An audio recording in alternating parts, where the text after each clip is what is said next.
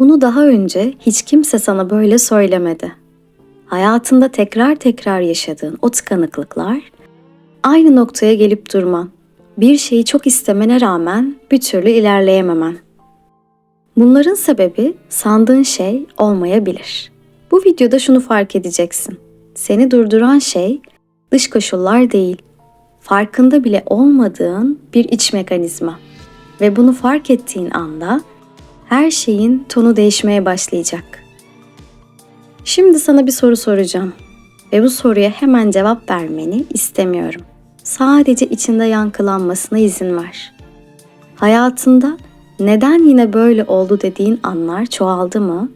Aynı duygular, aynı hayal kırıklıkları, aynı insanlar ya da aynı geceler. Sanki sahne değişiyor ama hikaye hep aynı kalıyor gibi mi? Eğer bu soru seni biraz huzursuz ettiyse doğru yerdesin. Ve şunu bilmeni istiyorum. Yalnız değilsin. Bugün burada konuşacağımız şey kendini sabote etmek gibi sert bir etiket değil. Bu bir suçlama değil, bu bir yargı değil. Bugün burada yapacağımız şey çok daha yumuşak ama çok daha derin bir fark ediş. Çünkü insan kendini bilerek sabote etmez. İnsan hayatta kalmak için öğrendiği eski bir yolu artık işe yaramasa bile kullanmaya devam eder. Ve buna çoğu zaman bilinçaltı denir. Bazen kader denir, bazen enerji denir. Bazen de ben böyleyim diye geçiştirilir. Çocukken öğrendiğim bir refleksi düşün. Ateşe dokunduğunda elini çekersin. Bu bilinçli bir karar değildir. Bu, bedenin seni korumak için geliştirdiği bir hafızadır. Zihinsel ve duygusal dünyada da buna çok benzeyen refleksler vardır. Bir zamanlar seni inciten, utandıran, yalnız bırakan ya da korkutan bir deneyim yaşadığında zihnin sana bir söz verir. Bir daha bunu yaşamayacağız.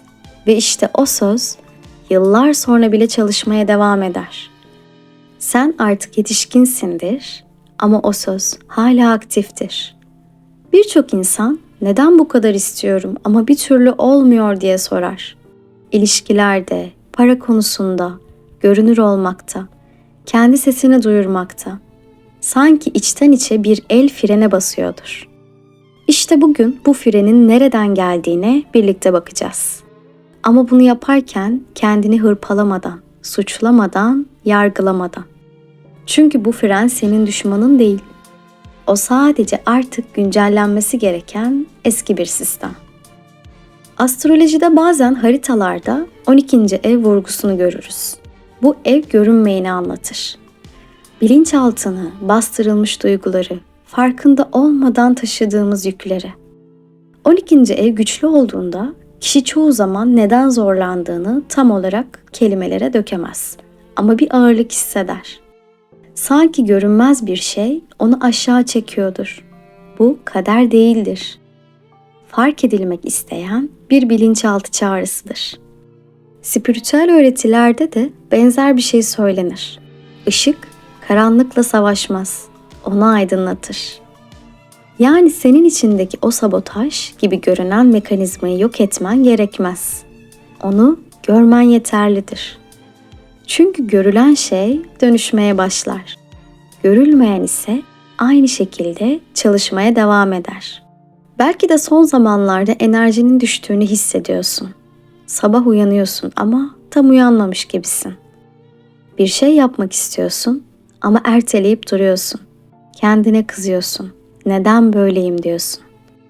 İşte tam burada duralım. Çünkü bu soru seni ileri götürmez. Asıl soru şudur. Ben neyi fark etmiyorum? Bilinçaltı sabotaj çoğu zaman yüksek sesle konuşmaz. O fısıldar. Şimdi zamanı değil. Biraz daha bekle. Ya olmazsa, ya rezil olursan. Bu ses sana mantıklı gelir çünkü seni korkudan koruduğunu zannedersin. Ama bu sesin çalıştığı zaman dilimi geçmişte kalmıştır.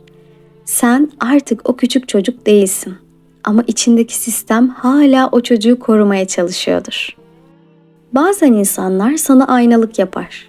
Birinin seni sürekli küçümsemesi, görmezden gelmesi ya da sınırlarını aşması. Bu tesadüf değildir. Bu senin içinde hala netleşmemiş bir değerin dışarıdan sahne almasıdır. Spiritüel dilde buna yansıma denir. Psikolojide ise projeksiyon, isimler değişir ama işaret ettiği yer aynıdır. İç dünya.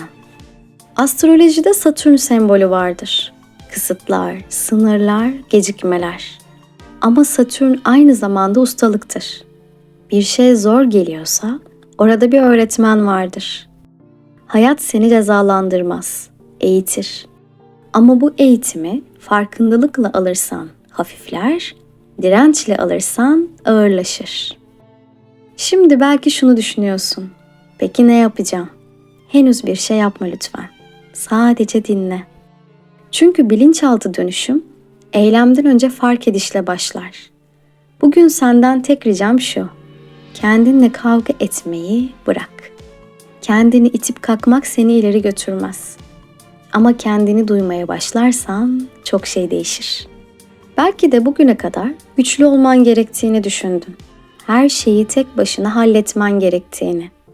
Yardım istemenin zayıflık olduğunu. İşte bu da bir bilinçaltı anlaşmasıdır. Bir zamanlar kimse gelmediğinde o zaman ben kendim hallederim demiş olabilirsin. Ama şimdi artık yalnız değilsin. Ve bu cümleyi sadece kulağınla değil, kalbinle duymanı istiyorum. Yalnız değilsin. Bu podcast boyunca yavaş yavaş o iç sesi birlikte ayıklayacağız. Hangisi sezgi, hangisi korku, hangisi sana ait, hangisi geçmişten kalma. Ve bunu yaparken seni aceleye getirmeyeceğim. Çünkü dönüşüm bir yarış değildir. Dönüşüm hatırlamadır. Belki şu an tam olarak neyin değiştiğini anlamıyorsun. Ama bir şeylerin yerinden oynadığını hissediyorsun. Bu çok normal. Farkındalık önce rahatsız eder, sonra özgürleştirir. Şu anki hafif huzursuzluk yanlış yolda olduğunu değil, doğru yere dokunduğunun işaretidir.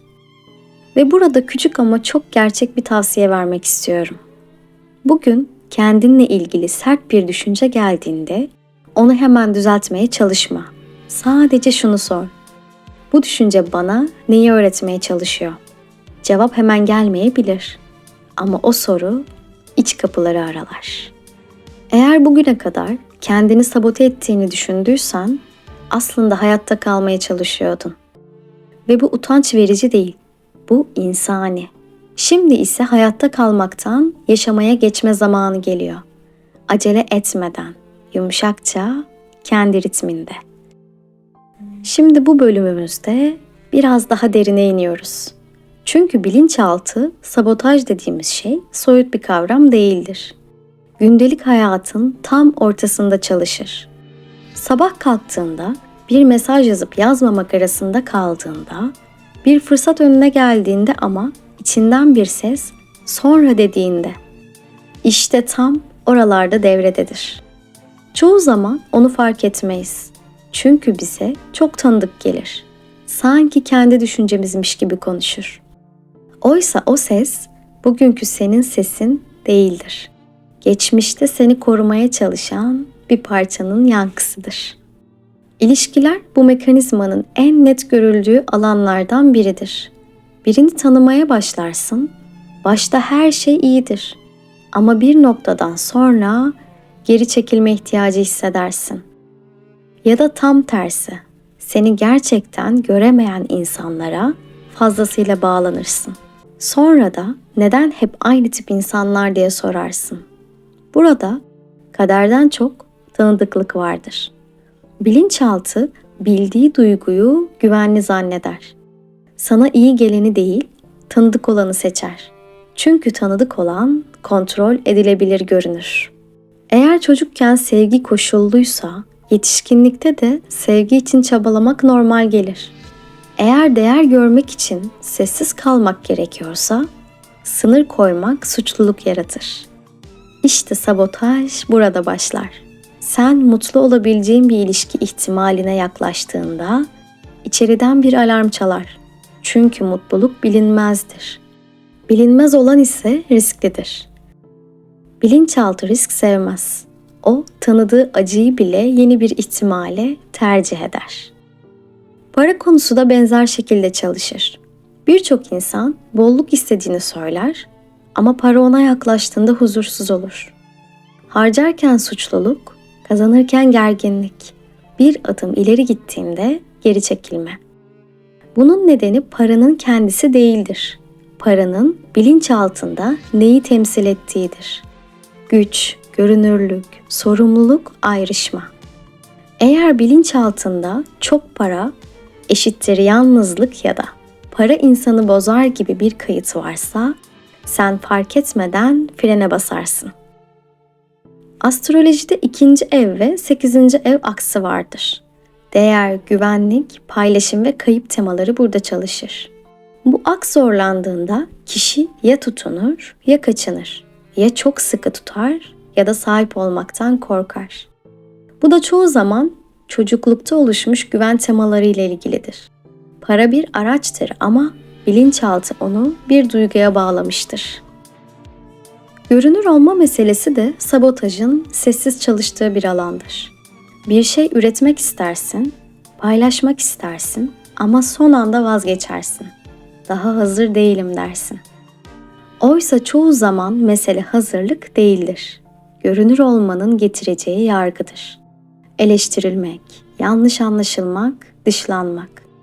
Eğer bir zamanlar görünür olduğunda canın yandıysa, bilinçaltı sana görünmezliği güvenli ilan eder. Spiritüel olarak bakıldığında bu bir enerji kapatma halidir. Kalp ve boğaz merkezleri birlikte çalışır. Kişi hislerini yaşar ama ifade edemez. Ya da ifade eder ama kendini geri çeker. Bu bir dengesizliktir ve genelde kendim olursam sevilmem inancına dayanır. Sabotaj burada seni koruduğunu sanır ama aslında seni saklar. Enerji düşüşleri de çoğu zaman bu iç çatışmanın sonucudur. Sürekli kendinle pazarlık halindeysen, bir yanın ilerlemek isterken diğer yanın korkuyorsa bu büyük bir enerji tüketir. Yorgunluk her zaman fiziksel değildir. Kararsızlık çok yorucudur. Ertelemek içsel bir savaşı uzatmaktır. Bazen insanlar hiçbir şey yapmadığım halde neden bu kadar yorgunum der. Çünkü içeride çok şey yapılmaktadır. Bastırılan duygular, ertelenen kararlar, söylenmeyen sözler. Bunların hepsi enerji harcar. Bilinçaltı sabotaj seni durdurmaz. Seni yavaşlatır. Böylece risk almadan hayatta kalacağını zanneder. Burada çok önemli bir nokta var. Sabotaj genellikle kötü hissettirmez. Aksine mantıklı hissettirir. Şimdi zamanı değil, biraz daha bekleyeyim. Zaten zor gibi cümleler rahatlatıcıdır. Çünkü seni bilinmeyenden uzak tutar. Ama uzun vadede bu rahatlık bir sıkışmaya dönüşür. Hayat ilerler ama sen yerinde sayıyormuş gibi hissedersin. Astrolojide Satürn transiti yaşayan insanlar bunu çok net hisseder. Hayat yavaşlar, gecikmeler olur, sorumluluk artar. Ama Satürn'ün asıl amacı durdurmak değil, sağlamlaştırmaktır. Bilinçaltı sabotaj da benzer şekilde çalışır. Sana hazır değilsin derken aslında güvende misin diye sorar. Sorun şu ki güveni yanlış yerde arar. Şimdi burada küçük ama somut bir tavsiye vermek istiyorum. Bir şeyi ertelediğini fark ettiğinde kendine neden korkuyorum diye sorma. Bu soru savunma yaratır. Bunun yerine eğer yaparsam ne değişir diye sor. Değişim bilinçaltının asıl korktuğu şeydir. Çünkü değişim kontrol kaybı gibi algılanır. İlişkide geri çekildiğinde, bir mesaj yazmadığında, bir adım atmadığında o anı fark etmeye çalış. Bedeninde ne oluyor? Göğsünde mi bir sıkışma var, midende mi? Bilinçaltı önce bedende konuşur. Zihin sonra hikaye yazar. Bedeni dinlersen hikayeyi daha net çözersin. Para konusunda da benzer bir pratik yapabilirsin. Para ile ilgili bir fırsat geldiğinde hissettiğin ilk duyguyu yakala. Heyecan mı, korku mu, suçluluk mu? Bu ilk duygu sana çok şey anlatır. Çünkü o duygu eski bir kayıtla bağlantılıdır. Onu bastırma, analiz et. Görünür olmakla ilgili bir adım atarken ya beğenilmezsem düşüncesi geldiğinde bunun bugünkü gerçeğin mi yoksa geçmişin sesi mi olduğunu ayırt etmeye çalış. Bugün senin kaynakların, bilgin, dayanıklılığın geçmişteki senle aynı değil. Ama bilinçaltı güncelleme yapmaz. Sen fark edene kadar aynı dosyayı çalıştırır. Şunu bilmek çok rahatlatıcı olabilir. Sabotaj senin kişiliğin değildir. Sen böyle biri değilsin. Sen bir zamanlar böyle olman gereken bir yerdeydin. Ve şimdi o şartlar değişti. Ama iç sistem hala eski haritayla yol almaya çalışıyor. Spiritüel öğretiler bu noktada teslimiyetten bahseder. Teslimiyet vazgeçmek değildir. Direnci bırakmaktır. Kendinle savaşmayı bırakmak, iç sesleri bastırmak değil, onları dinleyip güncellemektir. Bilinçaltı duyulmadığında bağırır, duyulduğunda yumuşar. Bu bölümde anlattıklarımın sende bir yerlere dokunduğunu hissediyorsan bu çok kıymetli. Çünkü farkındalık genelde önce huzursuzluk getirir. Ama bu huzursuzluk bir kapının aralandığının işaretidir. Sen artık otomatik pilotta değilsin. Bu çok büyük bir adım.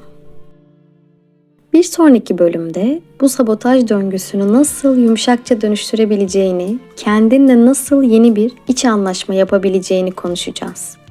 Küçük ama etkili pratiklerle, gerçekçi ve ayakları yere basan bir şekilde. Ve şunu tekrar söylemek istiyorum. Eğer şu ana kadar neden olmuyor diye kendine kızdıysan lütfen dur. Sen tembel değilsin, yetersiz değilsin, sorunlu hiç değilsin. Sen sadece fark edilmek isteyen bir iç sistemi taşıyorsun ve artık onu görmeye başladın. Bu yol yalnız yürünmüyor. Burada bu sesi dinlerken bile yalnız değilsin. Aynı soruları soran, aynı duraklarda bekleyen, aynı cesareti toplamaya çalışan birçok insan var. Ve bu ortaklık sandığından çok daha iyileştirici. Bir sonraki bölümde görüşmek üzere. Burada kal, kendinle kal. Yalnız değilsin. Hoşça kal.